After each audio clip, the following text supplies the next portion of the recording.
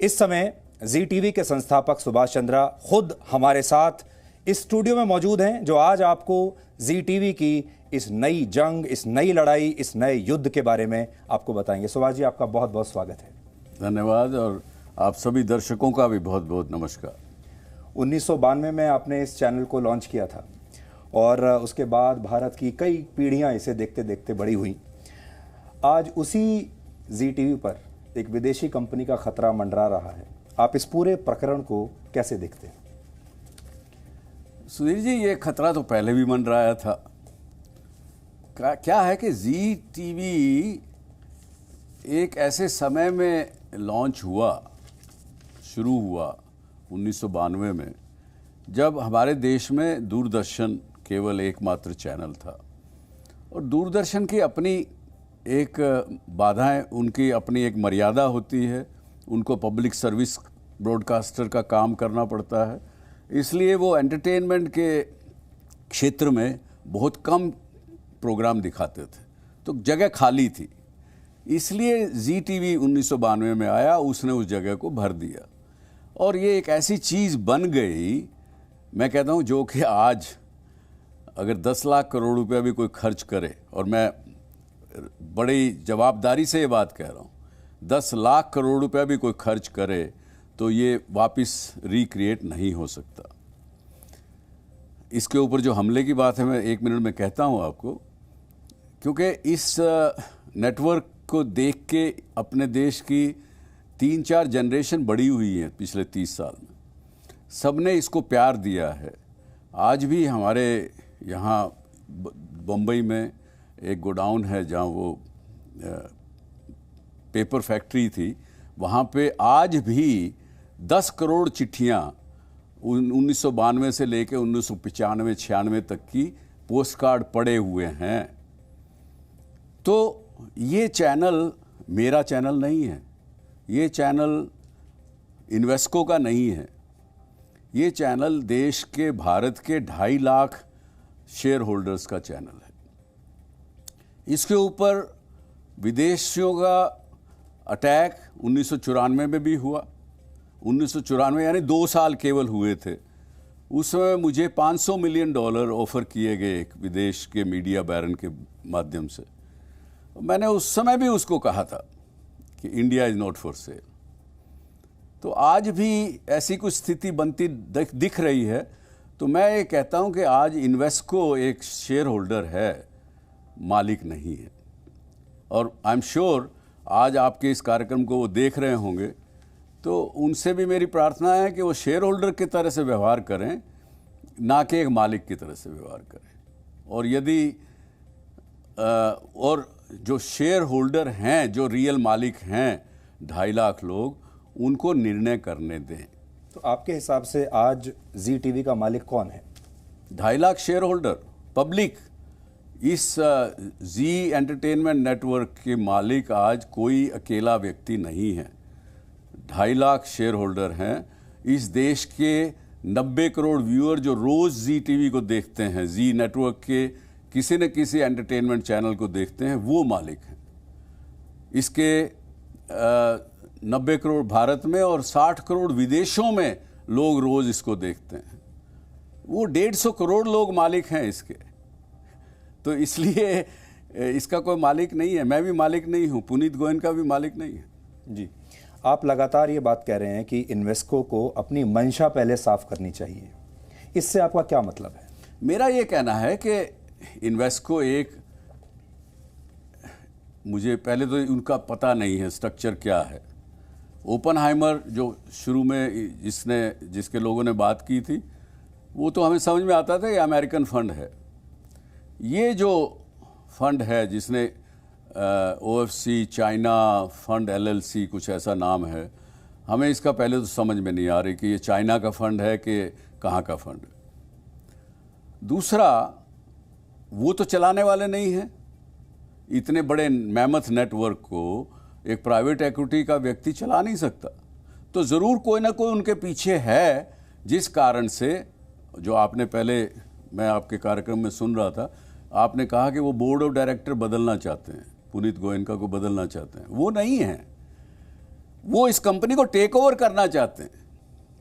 वो take over करना चाहते हैं, देश के, भारत के कानून के विरोध में उसको टेक ओवर करना चाह रहे हैं। वो सीधे रास्ते से नहीं आ करके एक गुप्त रूप से, इलीगल तरीके से टेक ओवर कोड को हटाते हुए, बचाते हुए, I&B मिनिस्ट्री की जो सिक्योरिटी क्लियरेंसेस डायरेक्टर्स को लेनी चाहिए उसको भी बचाते हुए, केवल वो एक कंपनी लॉ का एक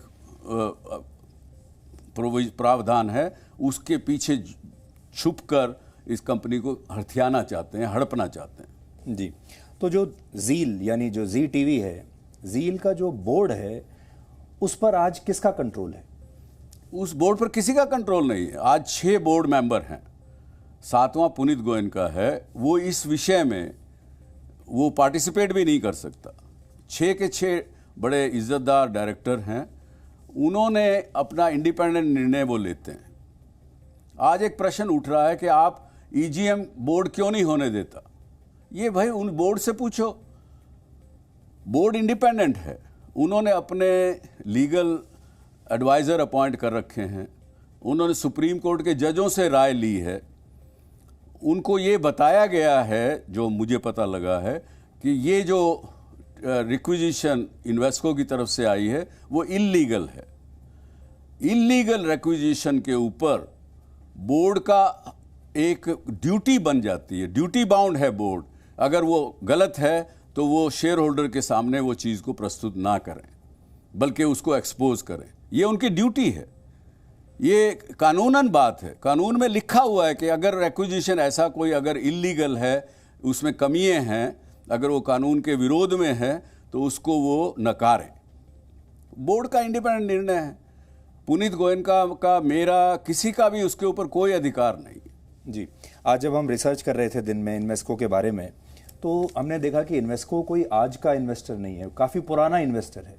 इससे पहले पुनीत गोयनका की जो नेतृत्व करने की क्षमता थी उस पर उन्हें पूरा विश्वास था, सब कुछ ठीक चल रहा था। फिर अचानक से उन्होंने ये अपनी पलटी मारी और अचानक से उनकी जो राय है ये अचानक बदल गई। देखिए, ये मेरे निजी राय है। मैं ये ना कंपनी की राय कहता हूँ, ना पुनीत गोयनका की राय कहता हूँ। मैं एक इंडिपेंडेंट व्यक्ति के रूप में, जो कि आज जील का कोई पदाधिकारी नहीं है, ना मैं डायरेक्टर हूँ, उस रूप से कहता हूँ कि कोई ना कोई व्यक्ति इन्वेस्को में बेईमानी कर रहा है। शायद अपने बड़े अधिकारियों को भी शायद वो ठीक से बात नहीं बता रहा है, या बता रहा है तो इस रूप से बता रहा है कि जिसमें वो भी उसका साथ दे। तो ये कुछ बदल गया है इन्वेस्को में। वो इन्वेस्को नहीं है, ये इलीगल काम करने वाली इन्वेस्को या तो चाइना की कंपनी है जिसको कोई डर नहीं है किसी से, मुझे नहीं पता क्या है, लेकिन ये बिल्कुल सही है। मैंने भी लोगों से पूछा है, कानून के जानकारों से पूछा है कि ये इलीगल काम कर रहे हैं, क्योंकि यदि उन्होंने पहले से कोई डील करके रखा है, ज़बानी हो या लिखित में हो, तो भी ये इनसाइडर ट्रेडिंग है, टेक ओवर है। सेबी को, मिनिस्ट्री ऑफ कॉरपोरेट अफेयर को इसका संज्ञान लेना चाहिए, उसके ऊपर एक्शन करना चाहिए, कानून के मुताबिक उसको संज्ञान को लेके उसका सामने लाए। और मैं ये कहता हूँ कि मैं तो जील के बोर्ड से भी कहूँगा कि आप इन्वेस्को से बात करें, उनको कहें हम ईजीएम करने को तैयार हैं, लेकिन आपकी डील सामने लाओ, हमें बता दो, हम शेयर होल्डर के सामने रखेंगे, भाई ये इन्वेस्को की डील है, ये सोनी की डील है, आप निर्णय करें, तय करें किसको करना है, किसको नहीं करना। शेयर होल्डर चाहते हैं पुनीत गोयनका हट जाए, हट जाएगा, हटेगा ही, हटना ही पड़ेगा, उसका कोई वो नहीं, क्योंकि उसको पिछले वर्ष शेयर होल्डर की मीटिंग ने ही 5 साल के लिए एमडी अपॉइंट किया।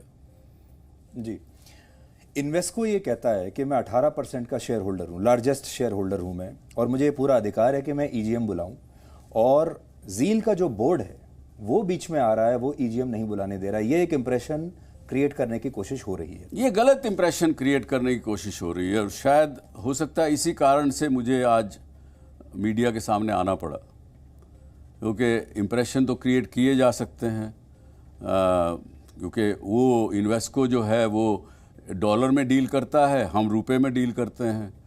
वो $1 74 रुपये का है, हम रुपए में हैं, तो हमारे से 74 गुना तो बड़े वैसे ही हो गए। उनके पास पावर है, उसके पास ताकत है, पैसे के बल पर कुछ भी इंप्रेशन क्रिएट कर सकते हैं। एक सच्चाई ये है कि this is a clear cut case of a take over of a company in a clandestine manner. गलत तरीके से, इलीगल तरीके से वो टेक ओवर करना चाहते हैं, जिसको ये देश का कानून अलाउ नहीं करता। लेकिन वो छुपे हुए हैं इन्वेस्को के। एक जो आपने कहा कि 18% शेयर होल्डर हैं, 18% शेयर होल्डर हैं आप, पर मालिक नहीं हैं। ये आपको जानना पड़ेगा, ये आपको अपने आप को समझाना पड़ेगा। इस देश में कानून है, उस कानून को पालन करिए, उसके मुताबिक लीजिए। मैं कहता हूँ आप ऑफर करिए, 75% शेयर होल्डर को ओपन ऑफर करिए, ले लीजिए कंपनी। कौन रोक सकता? कोई नहीं रोक सकता। आप कह रहे हैं कि ये गैर कानूनी है। अब हमारे देश में आप देखिए, इंफॉर्मेशन एंड ब्रॉडकास्ट मिनिस्ट्री है, हमारे देश में सेबी है, मिनिस्ट्री ऑफ कॉरपोरेट अफेयर्स है, कंपटीशन कमीशन ऑफ इंडिया है, NCLT भी है। तो आप क्या चाहेंगे कि ये जितनी जो संस्थाएं हैं, ये इसमें हस्तक्षेप कैसे करें और क्यों नहीं कर रही हैं? मैं ये कहता हूँ, देखिए, अगर वो अपना काम ईमानदारी से करेंगे तो उनको जो कागज़ पे सामने दिखाई दे रहा है उसके पीछे जाना पड़ेगा, उसको ट्रांसपेरेंटली देखना पड़ेगा, उसके लिए 10 प्रश्न पूछने पड़ेंगे। वो नहीं पूछना चाह रहे हैं, क्यों नहीं पूछना चाह रहे हैं, ये तो सरकार का काम है। सरकार उनसे पूछे, क्यों नहीं पूछ रहे हो भाई? जी को एक बिजनेस नहीं है, इस देश के 90 करोड़ लोगों की मिल्कियत है। जो लोग रोज़ इसको देखते हैं, जो अपने घर में जी को आने देते हैं 2.5 घंटे के लिए, उसके साथ बैठते हैं, उसके साथ हंसते हैं, उसके साथ रोते हैं, उसके साथ बड़े होते हैं, तो क्या वो एक विदेश के जो आज OTT पर प्रोग्राम आते हैं वो देखेंगे? वो देख नहीं सकते। माँ बेटे के साथ बैठ के नहीं देख सकती, बाप बेटी के साथ बैठ के नहीं देख सकता। इस प्रकार का कंटेंट आता है। आज इस देश में अगर एंटरटेनमेंट के हिंदी भाषा में या किसी भारतीय भाषा में अगर कोई चैनल है जिसको परिवार एक साथ बैठ के देख सकता है, वो जी नेटवर्क है, और कोई नहीं। मैं ये दावे के साथ कह सकता हूँ। इस समय सुभाष जी, आपको लगभग 180 देशों में लोग देख रहे हैं और उनकी संख्या सैकड़ों करोड़ में होगी। और आपको भारत का मीडिया मुगल कहा जाता है, आपको फादर ऑफ इंडियन टेलीविज़न कहा जाता है। और आपने सिर्फ जी टीवी नहीं, भारत में मीडिया उद्योग जो है, टीवी का जो इंडस्ट्री है, इसको भी आपने शुरुआत की। एक ज़माने में जब आप अपने पीक पर थे, आप पावर लिस्ट में सबसे ऊपर होते थे इस देश की। और आज ये जो समय है, किस तरीके से आप देखते हैं आज? मैं तो अपने आप को आज भी पीक पे मानता हूँ। समय देखिए कभी भी परमानेंट नहीं होता, ऊंच नीच चलती रहती है। कोई भी समय अच्छा हो या बुरा हो, एक नहीं रहता। लेकिन व्यक्ति को अपना जो सोच है, अपनी विचारधारा है, उस पर टिके रहना चाहिए। मैं पीक पे था, आज भी मैं मानता हूँ। अगर आप नहीं मानते तो कोई बात नहीं, लेकिन मैं आपको ये कहता हूँ कि मेरे अंदर जो भारतीयता, भारत के बारे में सोच, भारत के लोगों के प्रति प्यार, लोगों का मेरे प्रति प्यार जो है, उसलिए मैं बदल नहीं सकता। मैं पीक पे ही रहूँ और पीक पे रहूँगा। अगर ये टेक ओवर हो जाता है, आप बहुत कोशिश कर रहे हैं इसको रोकने की, और मुझे यकीन है कि हमारे जो देश के लोग हैं इस समय जो आपको सुन रहे हैं, आप भी, हमने आपके लिए एक हैशटैग आज क्रिएट किया है, देश का जी, क्योंकि ये देश का जी है, भारत का जी है, ये आपका जी है। और अगर ये टेक ओवर हुआ तो आपके घर में, आपके परिवार में, आप जो देखते हैं, कंटेंट कंज्यूम करते हैं, उसमें भी बहुत बड़ा बदलाव आएगा। इसलिए आप ट्वीट कर सकते हैं, अपनी राय दे सकते हैं, और अगर आप सुभाष जी से कुछ सवाल पूछना चाहते हैं, वो भी आप ट्वीट करके इस समय, क्योंकि हम लाइव हैं, आप पूछ सकते हैं। लेकिन सर, अगर ये टेक ओवर हो गया तो अब इसके बाद आप कैसी तस्वीर देखते हैं? मैं नहीं मानता कि ये टेक ओवर होगा, और जो टेक ओवर करना चाहते हैं वो भी देख रहे होंगे इस कार्यक्रम को। उनसे भी मैं हाथ जोड़ के प्रार्थना करूंगा कि भाई, लड़ाई झगड़ा छोड़िए। लड़ाई करेंगे तो मैं भी लड़ाई करूंगा। मैं इसलिए करूंगा कि मेरे को उसमें कोई आर्थिक लाभ नहीं होगा, मुझे को उसमें पैसा नहीं मिल जाएगा अगर आप टेक ओवर नहीं कर सके तो। हाँ, लेकिन मुझे ये सेटिस्फेक्शन रहेगी कि मैं अपने आप से ईमानदार रहा। मेरे को और जी को जो बनाने वाले जो 90 करोड़ लोग भारत में देख रहे हैं, उनके साथ ईमानदार रहा। मैंने उनके साथ धोखा नहीं किया, मैंने उनके बात को रखा।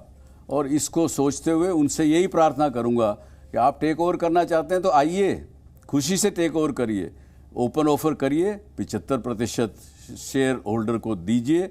वो आपको देना चाहते दें, आप उनको पैसा दे रहे हैं, वो ले रहे हैं, खुशी की बात है। मुझे भी खुशी होगी, मैं भी ताली बजाऊंगा।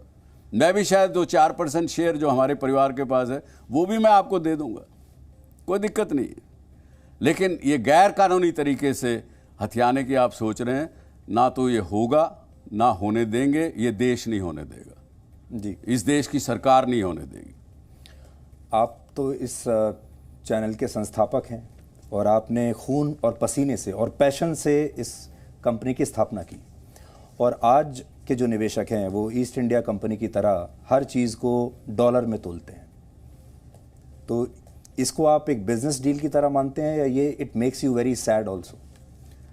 नहीं, मैं ऐसा नहीं मानता। ना मुझे सैड करता है ये चीज़, ना कोई चीज़ बड़ी खुश करती है। मैं ये मानता हूँ कि इस देश से ईस्ट इंडिया कंपनी भी गई, हटी। आपको आपके चैनल के माध्यम से मैं आज एक बता दूं कि हमने ईस्ट इंडिया कंपनी को मैंने ख़रीदा आज से 25 साल पहले। आज यूके की जो कंपनी थी, ये फर्स्ट कॉरपोरेट था, उनके टेक ओवर पैनल ने मुझे नहीं खरीदने दिया। वो चीज़ अभी भी खत्ती में पड़ी है। आज भी मेरे 2.5 लाख पाउंड ऐसे कैसे पड़े हुए हैं। तो 1995 में मैंने ईस्ट इंडिया कंपनी की वही चॉप से मैंने वो कंपनी खरीदी, रिकॉर्ड पे है। लेकिन वहाँ के टेक ओवर पैनल ने मुझे लेने नहीं दिया। वहाँ के उस समय के प्रधानमंत्री ने पूछा आप क्यों चाहते हैं लेना। मन में तो था मेरे कि भाई मैं तो उस चॉप पर कंट्रोल करना चाहता हूँ जिससे आपने राज किया। लेकिन मैंने उनसे ऐसा नहीं कहा। मैंने कहा नहीं, देखिए ये शर्ट जो है अगर उस पर ईस्ट इंडिया कंपनी का लगा होगा, वो $5 की शर्ट $15 में बिकेगी, इसलिए ले रहा हूँ। तो वो नहीं माने, नहीं लेने दिया। और मैं भी उसको चुपचाप नतमस्तक हो गई, बैठ गया। वहाँ का टेक ओवर कोड है, पैनल है, वो नहीं अलाउ कर रहा, नहीं कर रहा। आपको ऐसा लगता है कि हमारे यहाँ भी, क्योंकि अब ज़्यादातर हर चैनल विदेशी कंपनियों की या तो जेब में जाकर बैठ चुका है या उसे ख़रीदा जा चुका है, एक जी अकेला एक ऐसा भारतीय चैनल है जो अभी भी बचा हुआ है। और किस तरह की कोशिश होनी चाहिए, हमारे दर्शक इसमें क्या कर सकते हैं, आपका साथ कैसे दे सकते हैं? दर्शक तो अभी मैंने सुना आपको कहते हुए कि देश का जी उस हैशटैग पे वो लोग लिखें जी, ट्वीट करें, सरकार को लिखें, खड़े हों और इसको रोकें ये होने से। क्योंकि ये बिजनेस नहीं है, ये सिंपल चीज़ ऐसी नहीं है कि जिसका ओनर हम हैं, उनकी ओनरशिप है। वो अगर अपनी चीज़ को जाने देना चाहते हैं तो मैं क्या करूँगा, कोई क्या करेगा। लेकिन मुझे विश्वास है दर्शकों पर भी और इस देश पर भी, इस देश के सिस्टम पर भी, कि वो ये लोग नहीं होने देंगे। जील के बोर्ड ने एक ये अप्रूवल दिया है सैद्धांतिक रूप से कि सोनी पिक्चर्स नेटवर्क्स इंडिया के साथ मर्ज हो जाए जील। लेकिन सोनी भी तो एक विदेशी कंपनी है। फिर आपके ऊपर दोबारा से लोग ये सवाल पूछेंगे कि एक और विदेशी कंपनी के साथ हमने विलय कर लिया। नहीं, सोनी का जो टर्म उन्होंने दी है उसमें उन्होंने बड़ा क्लियरली ये एक प्री कंडीशन डाली है कि पुनीत गोयनका कम से कम 5 वर्ष के लिए इस कंपनी को चलाएगा। तो जो सोनी ग्रुप है, जापान के लोग हैं, वो लोग as a team player play करना चाहते हैं। वो जी नेटवर्क को भारत के मैनेजमेंट में ही रखना चाहते हैं। वो लोग अपना मैनेजमेंट नहीं डालना चाहते। जबकि इन्वेस्को के पीछे कौन है, कौन से विदेशी ताकत है, कौन मीडिया कंपनी है, कौन लोग हैं, ये मुझे नहीं पता। उनकी क्या मंशा है मुझे नहीं पता। पर लेकिन जो दिख रहा है उससे उन्होंने पहले कंडीशन डाली, पहले पुनीत गोयनका हटेगा। अरे भाई हटेगा, चलो हटा दो। लेकिन कंपनी लॉ में ये है कि कंपनी कोई भी बिना एक फुल टाइम डायरेक्टर के 1 मिनट नहीं रह सकती। तो क्या आप एक चलते हुए समुद्र में चलती हुई कश्ती को बिना पतवार चलाने वाले के छोड़ देंगे और उसमें सवार लोग हैं वो डूब जाएं, नाव भी डूब जाए, तो वो मंशा ठीक नहीं नजर आती। इसलिए जो बात कर रहे हैं ये इसीलिए कर रहे हैं। आपको जानकर अच्छा लगेगा कि हमने जो हैशटैग दिया था आज, देश का जी, हमें भी नहीं पता था कि लोग कैसा किस तरीके से रिएक्शन देंगे, और आप सबका बहुत शुक्रिया, क्योंकि इस समय ये जो हैशटैग है ये पूरे भारत में नंबर 2 पर ट्रेंड कर रहा है। इसका मतलब ये है कि लाखों लोग अभी तक इसके बारे में लिख रहे हैं, बात कर रहे हैं, and people are really really very emotional about this whole affair. तो मुझे लगता है कि जो आप कह रहे हैं वो लोगों को बात समझ में आ रही है, and people will stand up. पक्का है, मुझे पूरा विश्वास है कि इस देश के लोग इस जी को कहीं जाने नहीं देंगे, इसको बिगड़ने नहीं देंगे। आप जब ये अपनी पूरी बात उठाना चाहते थे, हमने ये भी देखा, आपको लगता है कि देश का मीडिया भी 2 हिस्सों में बंट चुका है। कुछ लोग आपकी बात को समझ रहे हैं, कुछ लोग आपकी बात को नहीं समझ रहे हैं या मैं कहूँगा समझना नहीं चाह रहे हैं, या समझना नहीं चाहते। हाँ, तो ऐसा होता है, हर जगह होता है। आज अगर इस देश में जयचंद नहीं होते तो ये देश गुलाम ही नहीं होता। तो देश को गुलाम करने में देश के लोगों का भाग रहा, तो कुछ लोग होते हैं, पर हम लड़ेंगे उनसे, कोई बात नहीं। जी, फिर से मैं आपसे वो सवाल पूछता हूँ। थोड़ी देर पहले हमने एक क्लिप चलाई और दर्शक तो ज़रूर इमोशनल हुए होंगे, मैं खुद बहुत इमोशनल हो गया, क्योंकि हम बचपन से उन चीज़ों को देखते हुए हैं, और इस देश को आपने इतने बड़े बड़े फिल्म स्टार्स दिए हैं, इतने बड़े बड़े गायक दिए हैं, और जो पूरा उद्योग हमने खड़ा किया है। इसलिए आपसे दोबारा से मैं पूछ रहा हूँ कि 1992 में जो सफ़र आपने शुरू किया, इतना शानदार सफ़र था, और आज की जो स्थिति है उसे आप, और एक ही जीवन चक्र में आपने सब देख लिया। आज आप 71 वर्ष के हो चुके हैं और एक और युद्ध की तैयारी में हैं।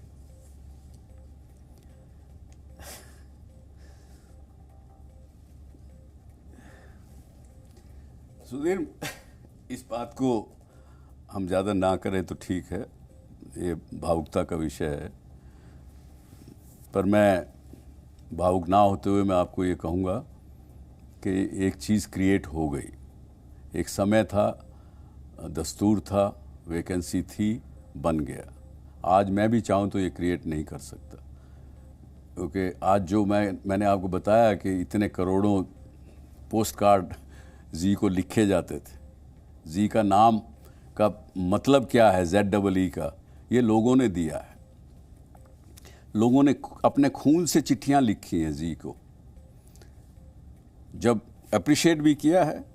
जब हमने कुछ गलती की, उस दौरान में हमसे गलती हुई, गलत प्रोग्राम दिए गए, उस वक्त लोगों ने जूतों के हार मेरे लिए भेजे हैं, मैंने उनको हृदय से स्वीकार किया है। मैं कई जगह जाता था देश में, तो वहाँ पे एयरपोर्ट के ऊपर लोग आते थे और लोगों ने मेरे को ब्लैक बैजेस दिखाए हैं, इसलिए कि मैं हिंदी भाषा को पूरा शुद्ध रूप से नहीं बोल रहा हूँ जी टीवी के कार्यक्रमों में। उसमें अंग्रेजी का मिश्रण भी है, उर्दू का मिश्रण भी है। कहा है, लोगों ने अपनी भावनाएं व्यक्त की हैं, मैंने उनको नमन होकर स्वीकारा है। लेकिन ये बात फिर कभी सही। जी सर, लोग आपको बहुत प्यार करते हैं, इसमें कोई शक नहीं है। जी टीवी को लोग बहुत प्यार करते हैं, और हमें पूरा यकीन है कि ये देश आपका साथ देने के लिए, जी टीवी का साथ देने के लिए एकदम एक साथ एकजुट खड़ा हो जाएगा। और ये जो समय है ये सही गलत की बात तो बताता ही है, सच्चे दोस्त की भी परिभाषा आपको सिखाता है। आपको भी ऐसा लगा ऐसे समय में जब आपने लोगों से मदद मांगी होगी, पुराने दोस्तों के साथ, नए दोस्तों के साथ आपने फ़ोन किया होगा, कहा होगा, और इस समय आपको लोग बदले बदले नज़र आए होंगे? अभी तक तो नहीं सुधीर जी, अभी तक तो नहीं। मैं तो आज पहली बार ही इस विषय में सामने आया हूँ, क्योंकि जी का बोर्ड सक्षम है, इंडिपेंडेंट है। इसके अलावा पुनीत गोयनका उसका MD है, वो लोग संभाल रहे थे। मैं तो आज पहली बार आया हूँ सामने। अब मैं बोलूँगा, मैं लोगों से भी बोलूँगा, आपके माध्यम से और दूसरे भी चैनल के माध्यम से। मैंने कहा है कि सरकार को भी इसमें संज्ञान लेना चाहिए, रेगुलेटर्स को भी संज्ञान लेना चाहिए। जो सही है वो करिए। केवल एक बात को मत पकड़िए कि एक शेयर होल्डर का अधिकार है वो ईजीएम बुला सकता है, लेकिन क्या वो टेक ओवर कर सकता है बिना टेक ओवर कोड के शर्तों को पूरा किए? टीवी चैनल, बैंक या दूसरी ऐसी संस्था चलाने से कम नहीं है, क्योंकि ये लोगों के दिमाग में असर करता है, लोगों के ओपिनियन बदलता है, चाहे एंटरटेनमेंट हो उसके माध्यम, केवल न्यूज़ के माध्यम से नहीं। इसलिए सरकार ने कानून बनाया हुआ है कि कोई डायरेक्टर भी आप बदलते हैं तो आपको आई&बी मिनिस्ट्री से क्लियरेंस लेनी पड़ेगी, प्रायर क्लियरेंस लेनी पड़ेगी। और आई&बी मिनिस्ट्री खुद नहीं देती है, वो होम मिनिस्ट्री को भेजती है, उसकी सिक्योरिटी क्लियरेंस होती है, आती है तो वो इजाज़त देते हैं। ये तो कहते हैं आप कुछ मत करिए, हमको अपॉइंट करिए। तो ये डायरेक्टर अपॉइंटमेंट का किस्सा नहीं है जिसको इन्होंने ऐसा बनाने की प्रयास किया जा रहा है। ये एक कंपनी को टेक ओवर करने का किस्सा है, एक बिजनेस को टेक ओवर करने का किस्सा है, बिना टेक ओवर कोड की कंडीशनों को, कानून को पूरा किए बिना। मैं बार बार रिपीट करता हूं। आपको ऐसा लगता है कि इन्वेस्को का कोई यहाँ इंडियन पार्टनर भी है जो ऐसा चाहता है? जरूर इंडिया में कोई ना कोई तो है जो उनको सपोर्ट कर रहा है। वो कौन है मैं उसको गैस नहीं करना चाहूँगा। जी, आखिर में सुभाष जी, हम इस समय करोड़ों दर्शक आपको सुन रहे हैं, हम आपके और दर्शकों के बीच में नहीं आना चाहते। आपने दर्शकों का इतने 30 साल तक मनोरंजन किया है। आज मैं ये फोरम आपके लिए छोड़ता हूँ। अगर आप हमारे दर्शकों से कुछ कहना चाहते हैं, पूरी दुनिया में 190 देशों में लगभग हम इस समय देखे जा रहे हैं और वो सब आपको सुन रहे हैं, क्या कहना चाहेंगे आप? भाइयों प्रणाम, भाइयों बहनों प्रणाम। मैं आपको एक ही कहना चाहूँगा कि सुभाष चंद्रा के पीछे आपकी ताकत है, इसलिए मैं बिल्कुल कमज़ोर नहीं हूँगा। बीच में 1 मिनट के लिए भावुक हो गया था। आपको विश्वास दिलाता हूँ, यदि आप नहीं चाहते तो ये विदेशियों के हाथ में, इन्वेस्को के जो पब्लिक शेयर होल्डर के कंपनी के को टेक ओवर नहीं करने देंगे। बात ये है, सबको समझना पड़ेगा, रेगुलेटर्स को, सरकार को भी। ये कंपनी किसी की बपोती नहीं है, ये public investors, public share holders हैं इसके। तो इसलिए आप निश्चिंत रहें और आपका सपोर्ट ज़रूर दीजिए, अपने जिस भी माध्यम से देना चाहते हैं आप अपनी अभिव्यक्ति प्रकट करिए। क्योंकि जब आपने देखा है मुझे, मैं DSC शो के नाम से एक कार्यक्रम करता था, उस पे भी मेरे पास कम से कम 2 करोड़ लोग उस कार्यक्रम को देखते थे रोज़ाना। मुझे इतनी चिट्ठियाँ, मेल उसकी आती हैं। आज भी कहते हैं कि दोबारा शुरू करिए, वो भी दोबारा शुरू करूँगा। मैं आपके साथ हूँ, आप मेरे साथ हैं। ये हमारा विश्वास एक दूसरे का बना रहे, इतना ही मेरी भगवान से प्रार्थना है। नमस्कार, जय Hind. Thank you so much sir, आप हमारे स्टूडियो में आए और जैसा हम आपको बता रहे थे कि देश का जी जो है इस समय ट्रेंड कर रहा है, लोग आपका साथ दे रहे हैं और इस समय जब आप जा रहे हैं तो ये पूरे देश में नंबर 1 पर ट्रेंड कर रहा है हमारा जो हैशटैग है। बहुत बहुत धन्यवाद। बहुत बहुत शुक्रिया। Thank you so much. Thank you. Presenting B News app, available on Google Play and App Store. Download it now.